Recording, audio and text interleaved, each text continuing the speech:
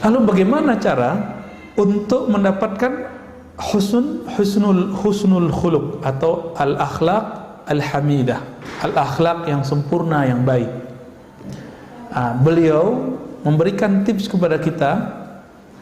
Caranya adalah bersihkan sumbernya, maka hulunya gitu ya, muaranya akan bersih.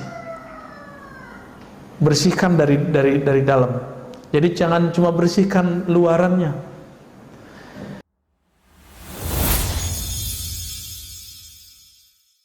Saya langsung membuka kalau di kitab ini langsung jilid 2, kitab Riyadhatun Nafs. Kitab Riyadhatun Nafs. Bab tentang riyadah nafs. Biasa tadi disebut tazkiyatun nafs.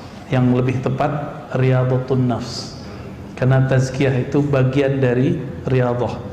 Apa arti riyadah? Riyadah itu artinya berlatih, melatih nafs. Nafs itu terjemahannya bisa jiwa, bisa berarti sukma, bisa berarti diri. Itu terjemahannya. Tapi nafs ini dia punya kecenderungan kepada hal-hal yang negatif, disebut syahwat. Dan nafs itu punya perangkat zahir. Untuk melihat dia punya mata, untuk mendengar dia punya telinga, untuk berbicara dia punya lidah, untuk masalah seksual dia punya faraj, kelamin, untuk makan dia punya mulut dan perut. Maka nanti an-nafs ini akan ngajak ke arah sana semua. Supaya si nafs ini dia terlatih, disiplin, maka ada caranya, namanya riyadhatun nafs, riyadah. Nah, riyadah itu kalau bahasa Arab menunjukkan makna sesuatu yang dilakukan berulang-ulang sehingga disiplin.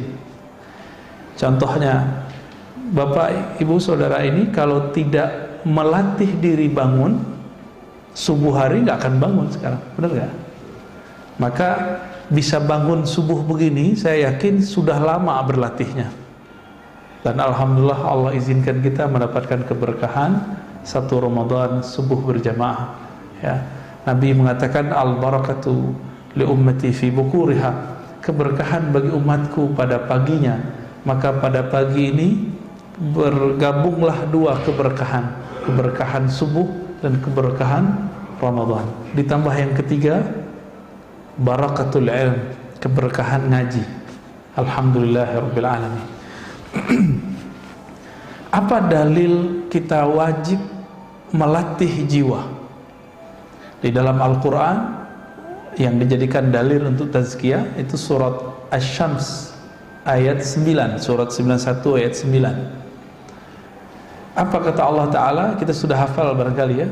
Qad aflaha man zakkaha. Sungguh, nah ini penegasan yang luar biasa. Allah mengatakan aflaha, telah beruntung, telah lega, telah sukses. Man zakkaha, siapa yang melakukan tazkiyah terhadap nafs.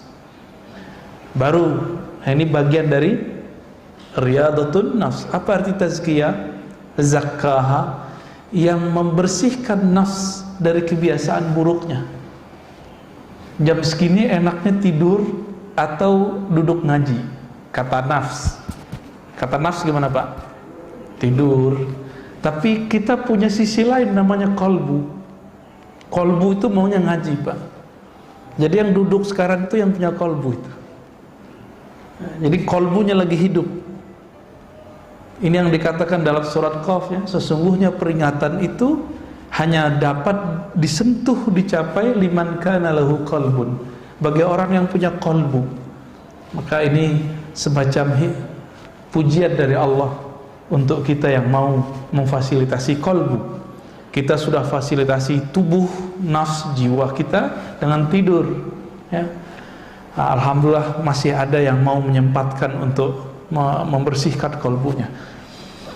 Semoga saya yang diizinkan Allah ngajar kitab ini dan Bapak Ibu Saudara yang diizinkan Allah belajar Allah jadikan orang yang termasuk kepada surat Asy-Syams ayat 9 ini. Sungguh beruntung orang yang membersihkan jiwanya. Ya, zakkaha. Ha di situ nya berarti nafs, jiwa. Sebaliknya kalau beruntung lawannya apa? Rugi. Wa qad khaba man dassaha ayat 10-nya. Dan sungguh khaba itu rugi, serugi-ruginya. Jadi orang itu jiwanya kosong. Kalau apa? Man dassaha, orang yang membiarkan jiwanya mengikuti alur nafsnya. Nafs itu maunya ke bawah, kehendaknya itu rendah semua. Kalau makan, ya ujungnya kan jadi buang air besar juga, air kecil. Semuanya rendah. Sedangkan kolbu maunya kita naik. Oleh karena itu, menurut Bapak Ibu semua, wajib nggak membersihkan diri, melatih jiwa, atau sunat? Wajib. Itu wajib. Maka orang-orang yang mengatakannya sunat berarti dia belum faham Islam, iman, ihsan. Sholat itu wajib. Tapi sebelum sholat kita ngapain? Wudu. Wudu itu kan membersihkan fisik. Tapi adakah kita yang membersihkan badan dan dia juga membersihkan jiwanya saat dia berwudu?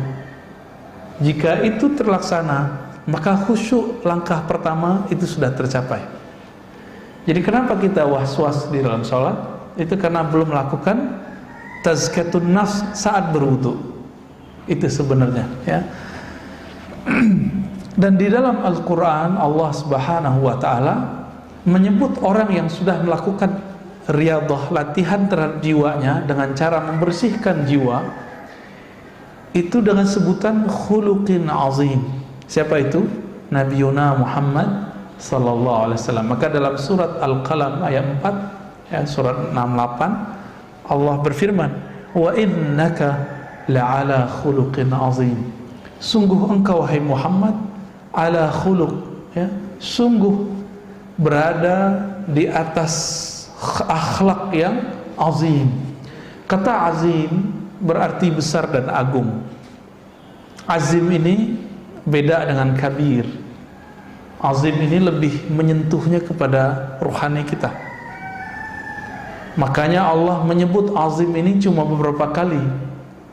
Rabbul Arsyil Azim, Rabb, pencipta, pengendali, pengatur arasy yang agung. Tapi orang sekarang debat, Allah duduk di atas arasy, Allah di atas arasy, atau Allah cuma menguasai arasy. Itu perdebatannya sekarang. Orang nggak mau memahami apa lafaz azim itu. Orang sekarang berdebat, saya tidak tahu arasy itu makhluk atau bukan. Itu perdebatan yang berbahaya, ya. Padahal Allah bermaksud menyebut arasy bukan untuk kita berdebat ini duduk di atas, bertempat di atas. Itu kesalahan arah orientasi beragama. Cuma karena jamaah sebagian sudah terjebak membayang-bayangkan Allah, maka kita juga kadang-kadang harus bahas. Tapi pada pagi ini kita nggak akan bahas begitu, Pak, ya. Kita lebih ke arah tazkiyatun nafsnya. Hadis yang sering kita dengar itu jarang orang menyebutkan sumbernya. Setiap bulan Maulid, bulan Rabiul Awal, orang menyebutkan hadis innama bu'istu liutammima makarimal akhlaq. Itu kan satu redaksi. Itu riwayat siapa? Ternyata riwayat ini nggak pernah dibahas oleh para asatiz, para dai sepanjang hidupnya. Bahkan dari kecil dia membahas Maulid, dia nggak tahu itu hadis riwayat siapa. Ya nggak? Udah tahu Pak riwayat siapa Pak? Nggak tahu kan? Tuh kenapa tuh nggak tahu? Katanya nyuruh belajar dari kecil, dari brojol dan bumi, ya, al-mahdi ilal lahdi, sampai ke liang lahat. Si ustadz yang ngomong begini aja nggak tahu Pak hadisnya, dia nggak mau mencari di mana sumbernya. Ini berarti dia juga membiarkan dirinya dalam jahlun, ya, kejahilan itu, taklid jadinya. Nah, setelah kita teliti, di sini nggak disebutkan rawinya ya.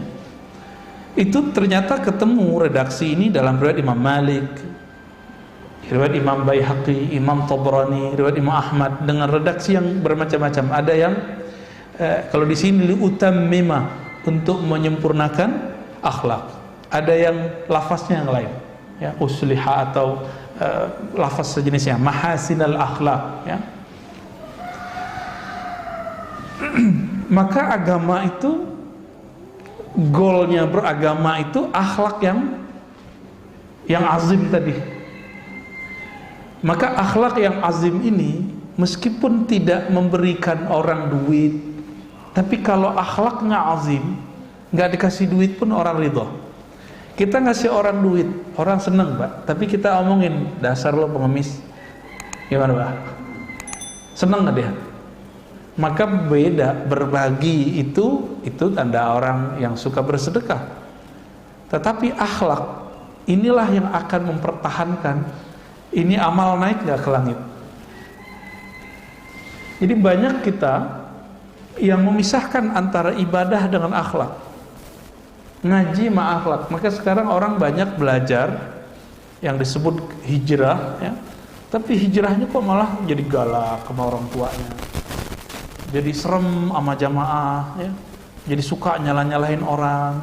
Ini kan berarti akhlaknya gagal. Berarti dia belum nemu qad aflaha man zakkaha. Maka teman-teman yang belajar agamanya membuat kita konflik dengan orang, coba dikaji lagi dan ditanya lagi hatinya. Ini emang begini agama yang Nabi ajarkan? Coba tanya-tanya lagi dalam hati itu. Menyalahkan, membenarkan itu bukan urusan kolbu, itu urusan di sini, Pak. Itu beragamanya baru masih sampai di sini. Dalam ilmu akliyat itu disebutkan akal ini tugasnya dua aja, membenarkan atau menolak, menyalahkan. Jadi kalau orang suka nyalah-nyalahin, ini belum dapat ya. Akhlak itu dari sini, dari dalam kolbu, ya.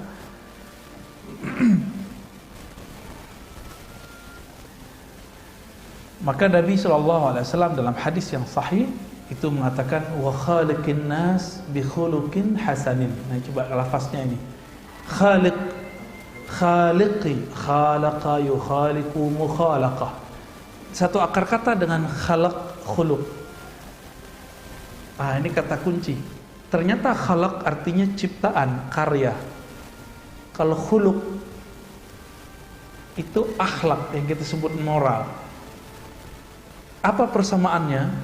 Persamaannya, kalau khalaq penciptaan, Allah yang mencipta. Kalau khuluq itu adalah kreasi kita, seakan-akan kitalah yang membuatnya, padahal itu juga dari Allah. Maka khalaq tidak bisa dirubah kecuali pakai operasi. Operasi apa, Pak? Biar hidungnya agak mancungan dikit. Plastik ya.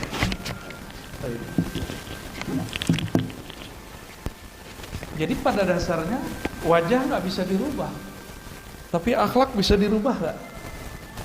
Bisa. Nabi Muhammad SAW ketika berdakwah itu cuma 11 tahun, nggak sampai 10 tahun di Madinah, 13 tahun di Mekah. Dibandingkan Nabi Nuh, berhasilan mana? Nabi Nuh kurang dikit dari 1000. Rasulullah. Nabi Ibrahim umurnya hampir 200, ya, 170-an. Nabi Musa juga begitu. Tapi Nabi Musa lebih besar.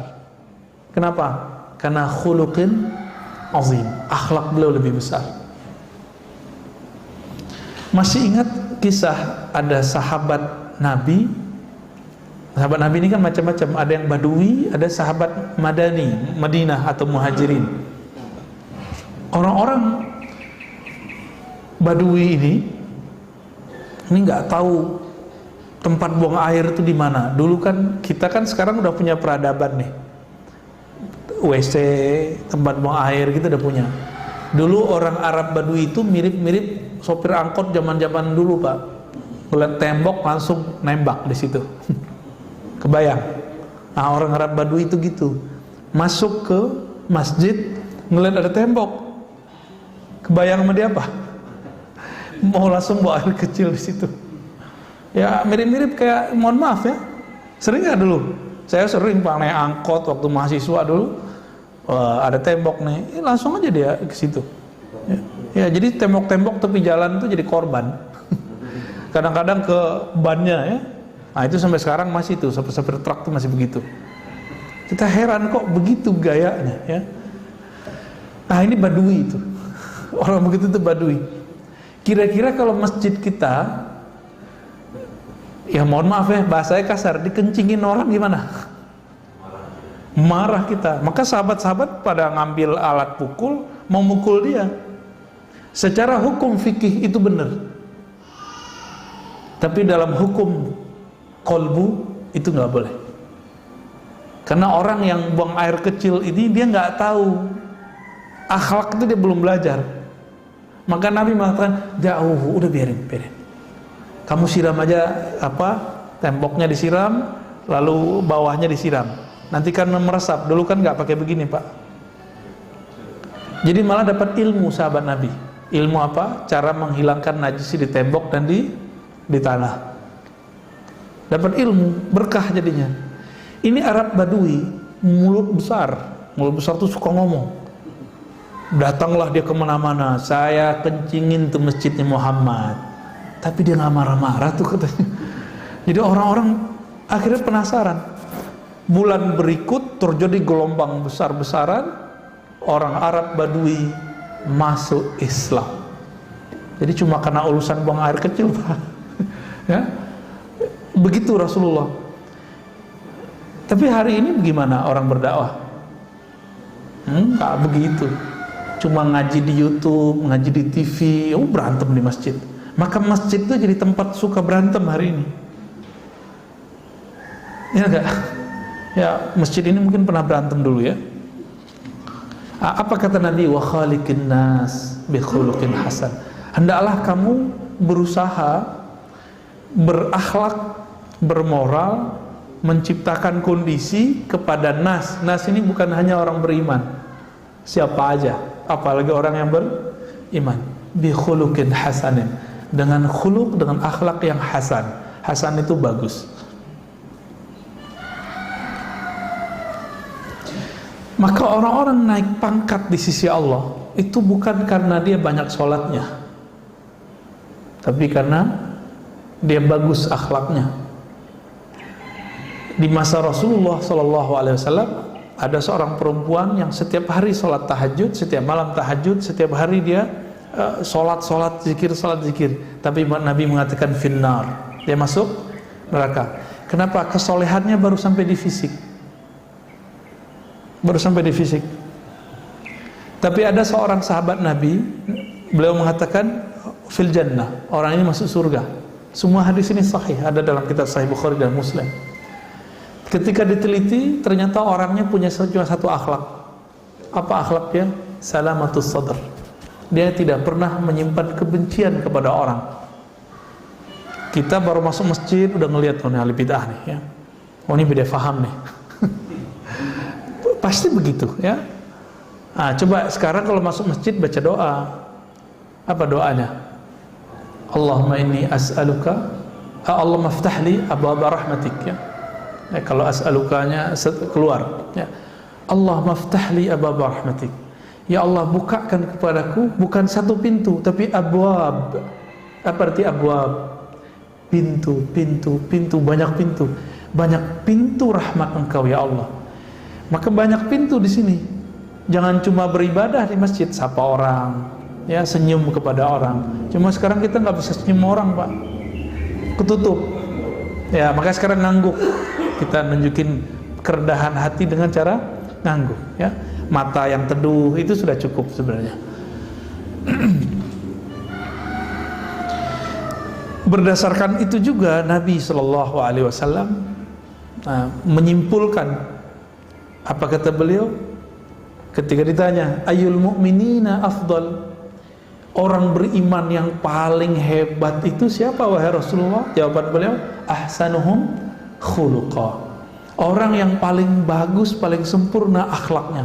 Dan akhlak itu Bapak Saudara makan Allah bukanlah hiasan fisik, dia ada di dalam kolbu. Jika di kolbunya tidak dibersihkan, maka tidak akan muncul akhlak yang bagus.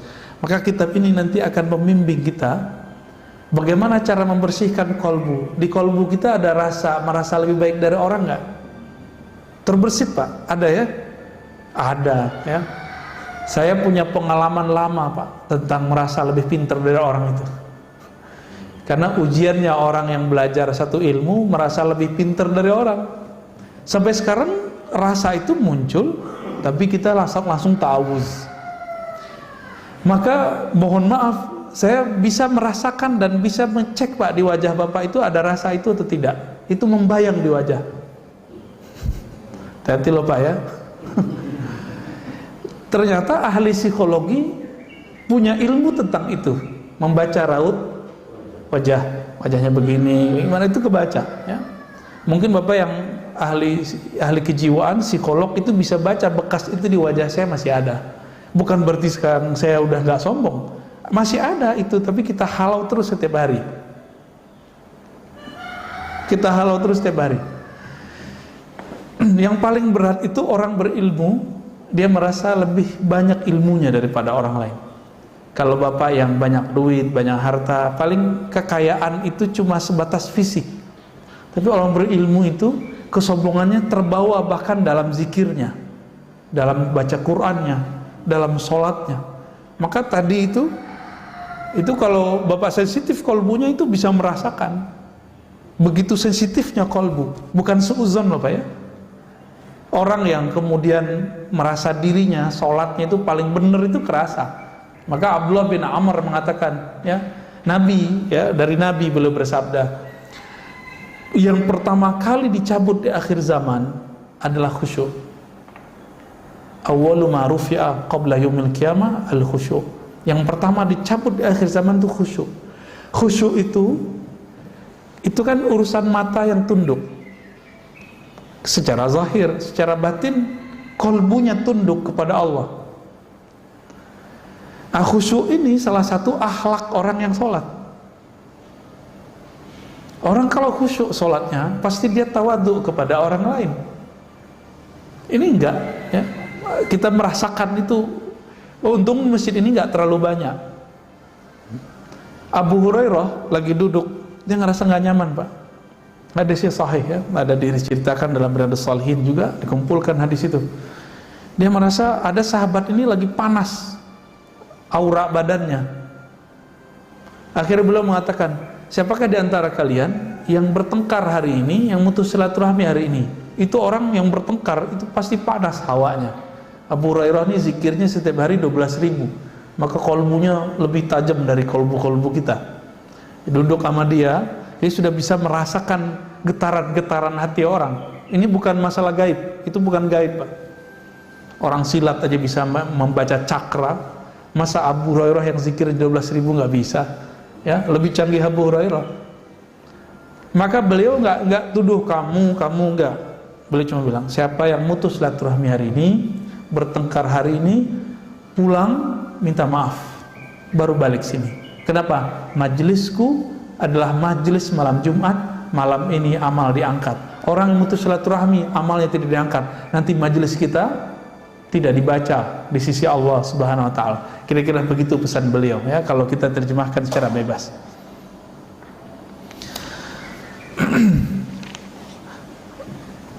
Di dalam Al-Qur'an itu pesan akhlaknya sangat banyak.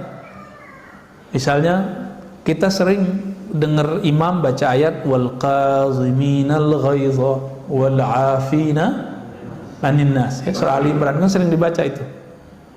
Itu pesannya akhlak. Selama ini sering dengar kan? Apa arti kazim? Kazimin al-ghaiz. Bukan memendam emosi, tapi kazimin itu yang menghalau emosi. kaziminal ghaiz. Maka salah satu zuriat Nabi dulu ada namanya Musa al-Kazim, karena beliau itu nggak pernah marah. Mau dibully orang segimana aja dia nggak pernah marah. Ini Musa al-Kazim, ya. Anaknya Syekh Asnawi Caringin itu namanya Ahmad Kazim. Saya pernah berziarah ke sana, kaget juga kita namanya Ahmad al-Kazim. Lalu bagaimana cara untuk mendapatkan husnul khuluq atau al-akhlaq al-hamidah, al-akhlaq yang sempurna, yang baik? Beliau memberikan tips kepada kita.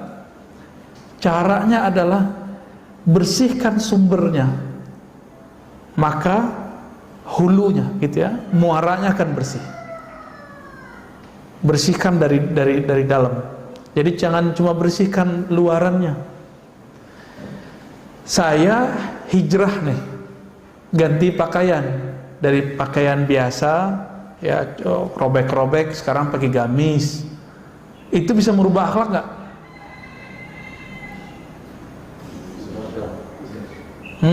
Gimana Pak? Belum tentu. Bisa jadi preman bergamis. Ya, hati Pak. Pakai serban, pakai kopiah, ya, pakai ginian, ya. Terus pegang mic, udah jadi ustadz aja. Kira-kira gimana? Kolbunya belum dibenerin. Kalau dia ceramah, kira-kira gimana? Nah itu, Bapak sudah tahu jawabannya. Dia kalau nanti ceramah, cuma ganti casing. Dulu menghujat orang tepi jalan, sekarang menghujat orang yang beda faham dengan dia. Itu aja bedanya. Dulu kalau kita masih remaja itu kan pengen cari lawan, pengen bergesekan sama orang. Betul, ini sama. Walaupun bergamis, berserban, berkopiah, akan cari gesek terus. Maka jangan sibuk pada ganti penampilan, sibuklah dalam mengganti sumber penampilan itu di mana. Nah ini yang harus kita benerin Pak. Kitab ini membimbing ke arah sana. Insya Allah besok kita mulai masuk ke bab kolbu, ya. Kolbu itu apa aja karakternya, model-modelnya, ya. Atau malah pagi ini aja kali ya, langsung kita pendek aja nih, ya. Jadi cara pertamanya kita harus diagnosa dulu, ini kolbu kita kolbu yang mana nih? Kolbu itu kan dibagi 3 aja, sehat, sakit, mati. Kolbu yang sehat, kolbu yang sakit, kolbu yang mati. Saya yakin yang hadir ini pasti hidup semua kolbunya, nggak ada yang mati. Berarti antara 2 aja, 1 sehat, 2 sakit. Termasuk saya Pak. Termasuk saya, bisa jadi saya kolbunya sakit. Bisa jadi Bapak lebih sehat kolbunya daripada saya. Nah ini bisa terjadi. Kenapa? Karena megang mic begini, pakai kopiah begini, pakai gamis begini, tidak ada jaminannya. Kami begini, kolbunya lebih sehat. Oleh karena itu guru-guru kita dari dulu itu selalu pesan, kamu kalau mau jadi dai, guru, dosen, benahi dulu kolbumu baru ngajar gitu. Saya dipesenin gitu dari guru saya semenjak saya umur 12 tahun. Saya masih ingat sampai hari ini, ya. Ada namanya Syekh Abuya Rizwan namanya dulu, ya, namanya nama orang lokal Pak, tapi beliau ngomong gitu ke saya. Kita ditepuk-tepuk tuh, dikasih tahu, kamu kalau mau ceramah ya benahi dulu kolbu. Kalau sudah membenahi kolbu, nanti baru bisa membenahi kolbu orang gitu. Kalau kita membenahi kolbu, nanti orang itu takjub bukan kepada pakaian, tapi takjubnya nanti dari hasil yang dikalamkan. Karena al-ajabu fil libas hatta yatakallam. Takjub pada pakaian itu cuma sampai dia ngomong. Kalau dia ngomong ketahuan, gitu doang gitu. Ya benar nggak Pak? Pakai serban nih, saya pakai kopiah segala macam. Tahu-tahu ngomongnya nggak jelas, ngelantur. Dan sekarang kita lihat fenomena umat Islam suka dai-dai yang punya euforia. Mohon maaf ya, suka dai yang mu'alaf, sekedar dia bercerita tentang masa lalu beragamanya, lalu semangat dia masuk Islam, silakan. Tapi sekarang dimintain fatwa. Maka saya agak nyinyir bagian ini. Serem, Pak. Dia masuk Islam seharusnya ngaji dulu, nyantri dulu, benahi dulu kolbunya. Kan habis makan yang haram juga, pasti dia makan babi kan sebelumnya. Ya, itu harus dibersihkan, ada cara bersihinnya, ada zikirnya. Dimandikan dulu. Ada kan itu hukumnya, kalau versi ahli fikih sunat, tapi bagi saya mandi masuk Islam itu wajib.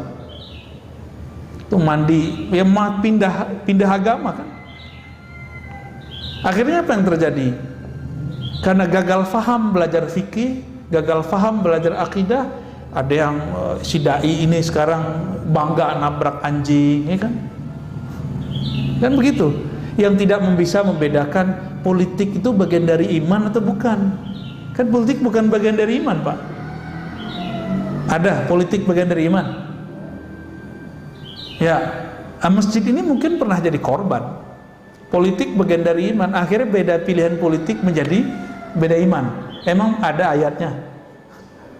Nah, itu akibat si dai, si muallim belajarnya bukan dengan kolbunya belum dibenahi. Akhirnya kata orang, berita, pecahlah kita selama 2018, 2019. Mau diulang lagi 2023, 2024. Ini tinggal berapa tahun nih? Ini 2021, Pak. Tinggal nunggu 2023, 2024. Nah, kita nggak mau itu terjadi. Kalau itu terjadi lagi nggak tahu deh ya. Gimana jadinya masjid-masjid kita ntar. Ya. Kawan saya sampai nggak mau sholat Jumat di kantor-kantor dulu. Kenapa? Setiap kali Jumatan dia mendengarkan hate speech, ya, ujaran-ujaran kebencian. Padahal dia sama pilihannya sama si ustadznya. Kok bisa gitu? Nah, kolbu yang sehat itu ciri-cirinya sederhana. Kolbu yang sehat itu yang bisa menikmati hidangan-hidangan kolbu. Hidangan kolbu bernama sholat. Sholatnya nikmat, atau imam itu kalau ngimamin berasa kayak capek kita, Pak. Ya panjang nih bacaannya. Nah, berarti dominan tubuh ini nafs kita daripada kolbu. Jadi kolbu yang sehat itu yang kolbunya mendominasi jiwanya. Kolbunya mengatur jiwanya, bukan jiwanya ngatur kolbunya. Kolbu yang sakit sebaliknya, jiwanya ini, nafsnya ini mengatur kolbunya. Kalau seorang ustadz mu'alim atau public figure sama, senangnya punya pengikut bukan? Follower kalau artis. Maka dia kalau ilmunya baru sampai di follower, jika nanti followernya terancam kabur, dia akan berusaha bagaimana cara memperbaiki itu walaupun mengorbankan kolbunya. Maka kita lihat ini sudah banyak ya. Banyak sekali para da'i menjadi mad'u. Dia da'i artinya ngajak, tapi malah diajak. Dia seharusnya influencer, memberi pengaruh, tapi malah dia dipengaruhi.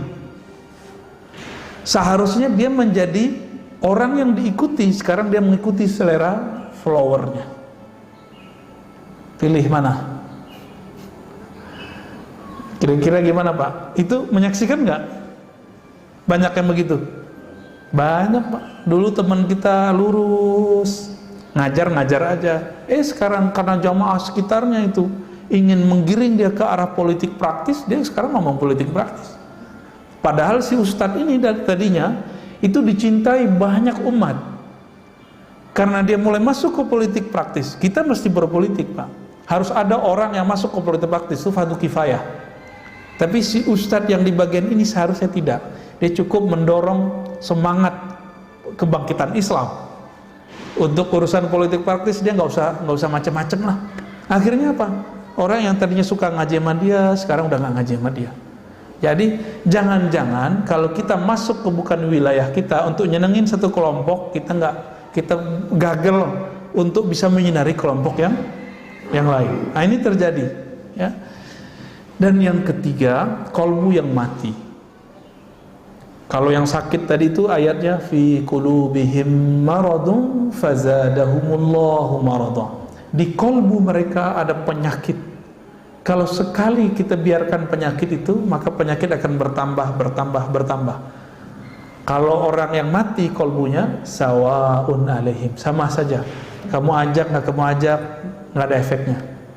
Ramadan datang, Ramadan nggak datang, dia gitu-gitu aja. Saya berhusnuzon kita antara sakit dan sehat itu kayaknya sekarang, ya. Bener ya?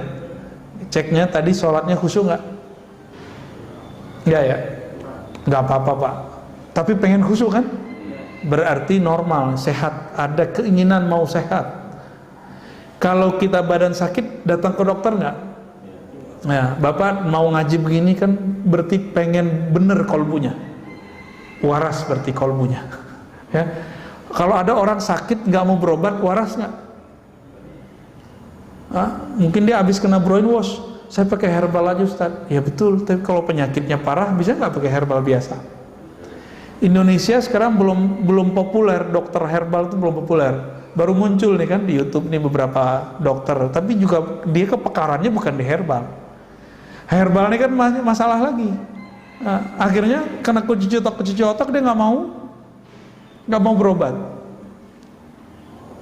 Apa yang terjadi? Sakitnya tambah parah, begitu. Inilah sekarang yang terjadi. Ketika ilmu tentang obat hati ini dianggap sesat, maka yang terjadi adalah orang tambah jauh dari ilmu ini. Mungkin karena penamaan ilmunya tidak cocok, disebut ilmu ini misalnya ilmu tasawuf, akhirnya orang ganti nama tazkiyatun nafs. Kalau saya nyebutnya riyadatun nafs, ya, nyebutnya riyadah, latihan nafs kalau mau disebut, karena kitabnya menyebutkan itu, ya. Nah, insya Allah nanti kita akan cek penyakit apa aja yang ada di kolbu, cara diagnosanya 1, 2, 3. Kalau ada berarti positif, kena virus penyakit kolbu. Nanti dari cara kita mengetahui itu, sebab-sebabnya apa, akan ketahuan cara ngobatin kolbunya. Nanti ada bertahap insya Allah, ya. Insya Allah ke pertemuan besok kita akan mulai masuk ke penyakit pertama dalam kolbu, yaitu al-kibr, ya. Penyakit sombong dan turunannya nanti insya Allah. Ini penyakit paling tua, penyakit yang dulu pernah diidap oleh iblis dan sampai sekarang nggak sembuh-sembuh, ya. Semoga Allah jaga kolbu kita dari selainnya, amin ya rabbal alamin. Ada diskusi Pak, apa udah? Cukup ya?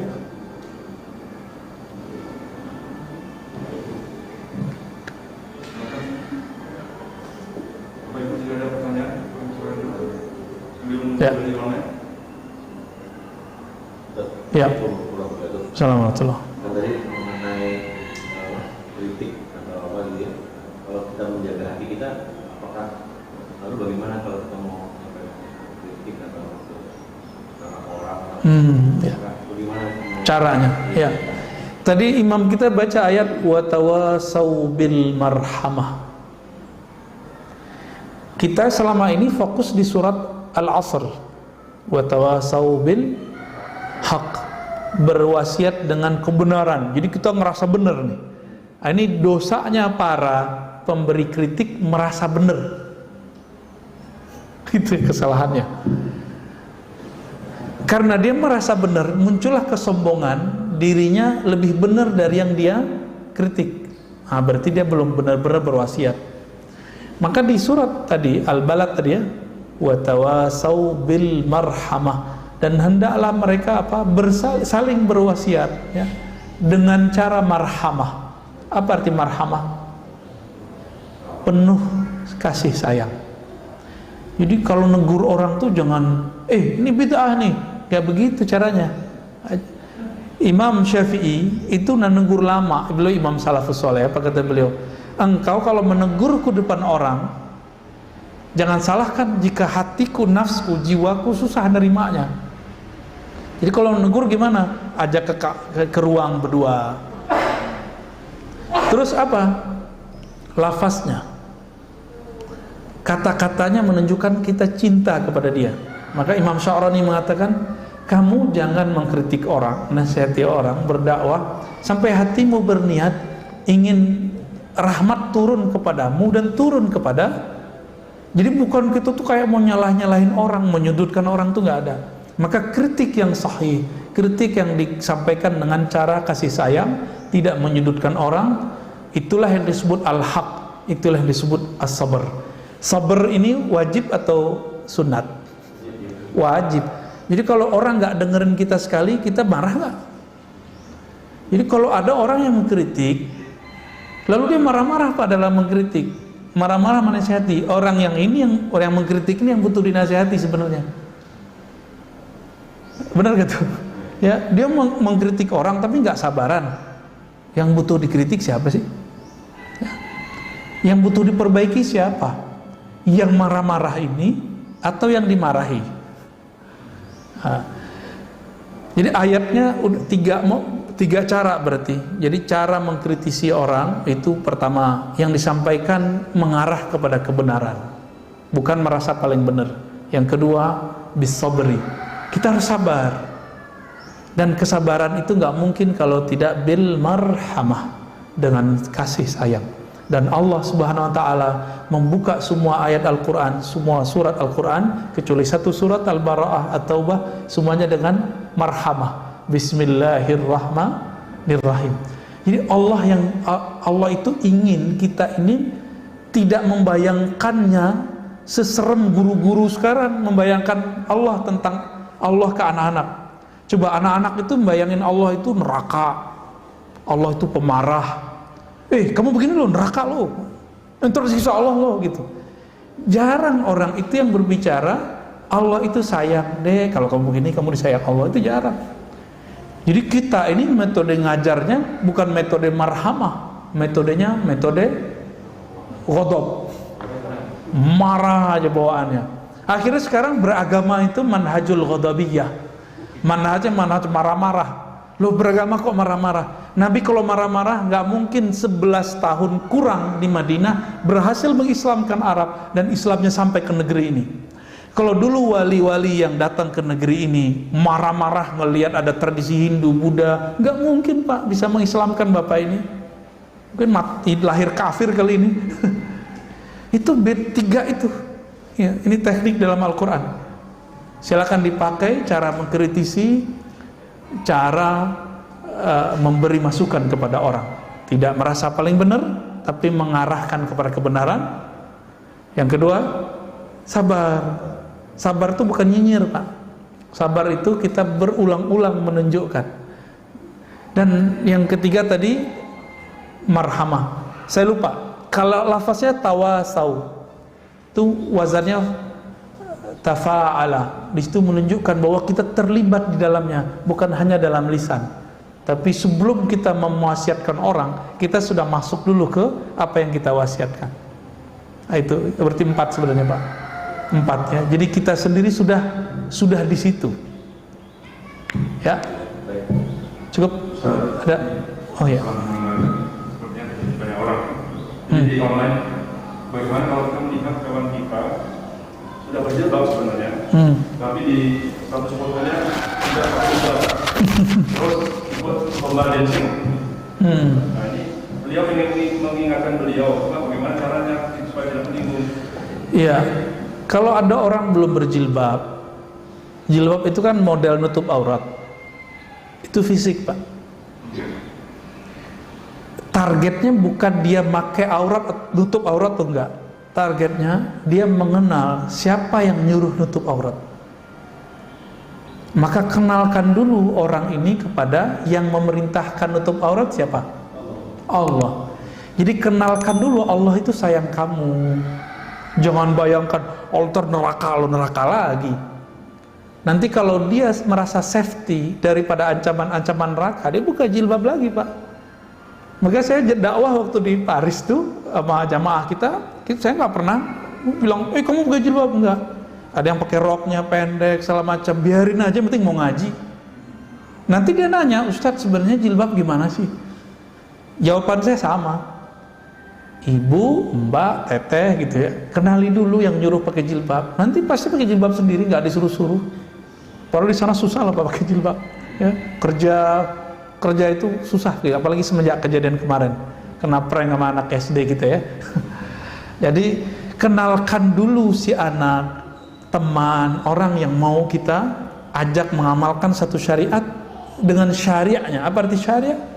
Zat yang menyuruh satu perintah itu. Kalau enggak jadi beban. Perempuan pakai aurat tuh beban sama dia, gerah aja bawaannya. Benar gak? Sholat itu bagi anak-anak kalau pakai ancaman dia tegang, Pak.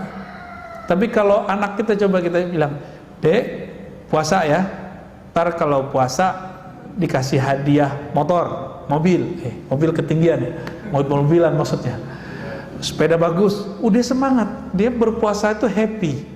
Coba Bapak bilang, awas kamu gak puasa, ntar Papa pukul 10 kali. Itu anak tegang, Pak. Baru jam 8 udah lemes dia. Kalau dia pakai iming-imingan tadi, itu kan tauhid anak kecil. Tauhid anak kecil tuh iming-imingan. Maka bapak, saudara, ibu semua yang sudah sebesar ini, seumuran ini, jangan lagi ibadah karena pahala. Ibadah karena kita kenal siapa yang nyuruh kita beribadah. Allah itu. Pahala itu udah pasti dapat. Karena kalau masih pakai iming-imingan, berarti di dalamnya ruhnya masih bocah ini. Masih anak-anak ini, cuma badannya gede, mukanya udah mulai keriput gitu ya, dalamnya masih bocah. Tauhid anak-anak, tauhidus sibyan. Ini semoga pagi ini langsung naik menjadi tauhid remaja, tauhid dewasa. Puasa bukan karena iming-imingan surga, tapi karena ingin diridhoi sama yang punya surga. Kalau yang punya surga udah ridho, masuk surga nggak? Pasti masuk surga.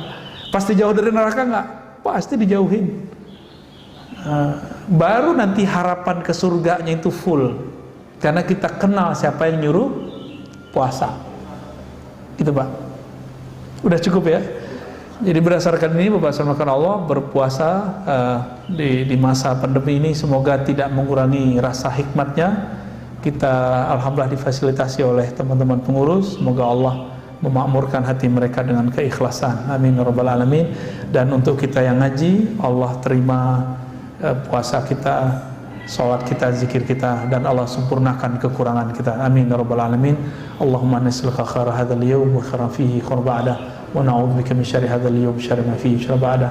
Ya Allah, kami minta kebaikan, keberkahan, cahaya di hari ini dan cahaya setelahnya, kebaikan setelahnya, dan jaga kami ya Allah dari keburukan hari ini dan keburukan setelahnya. Rabbana atina fid dunya hasanah wa fil akhirati hasanah wa qina adzabannar. Wa sallallahu ala nabiyyina Muhammad walhamdulillahi rabbil alamin. Demikian dari saya, mohon maaf. Assalamualaikum warahmatullahi wabarakatuh.